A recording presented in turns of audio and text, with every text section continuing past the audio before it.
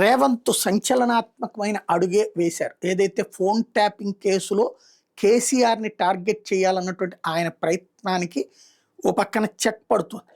ప్రభాకర్‌రావు విదేశాల నుండి వచ్చారు. తనని విచారణ ఇంతకుముందు అయిపోయింది. ఇప్పుడు అరెస్ట్ చేసి విచారిస్తామన్నారు. విచారణకి సుప్రీంకోర్టు కూడా ఓకే చేసింది. తను లొంగిపోవడం, అరెస్ట్ అవ్వడం, విచారణ చేయడం జరుగుతోంది కస్టడీలో. కానీ ఆశించింది జరగట్లేదు. ఈ సందర్భంలో అంటే కోరుకున్నది చెప్పట్లేదు.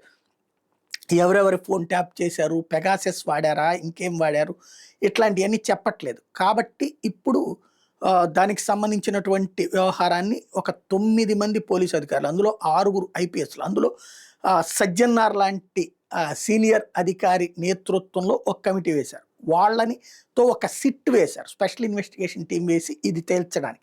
సుప్రీంకోర్టులో ఆల్రెడీ దీని మీదన విచారణ జరిగే సమయానికి సిట్ వేశారు. కాబట్టి మేము సిట్ వేసాం కాబట్టి సిట్ ద్వారా దీన్ని విచారించడానికి సమయం కావాలి కాబట్టి ప్రభాకర్ రావుని జైల్లోనే ఉంచుతాం అన్నటువంటిది కోర్టుకి చెప్తుంది. ఇది అంటే ఓవరాల్గా సజ్జన్నారు ఈ ప్రముఖ ఐపీఎస్లందరూ కూడా ప్రభాకర్ రావుని హ్యాండిల్ చేసి ఫైనల్గా ఆయన చేత చెప్పించాలి. కేసీఆర్ పేరు, కేటీఆర్ పేరు, ఇవన్నీ కూడా అవసరం కావాలనుకుంటే కవిత లాంటి వాళ్ళు కంప్లైంట్ కూడా ఇస్తారు. కాబట్టి ఆ దిశగా అడుగులు పడుతున్నాయి. మరి కేసీఆర్ని తనని జైల్లో పెట్టించిన కేసీఆర్ని జైల్లో పెట్టించాలన్నటువంటి రేవంత్ ప్రయత్నం సక్సెస్ అవుతుందా లేదో చూడాలి.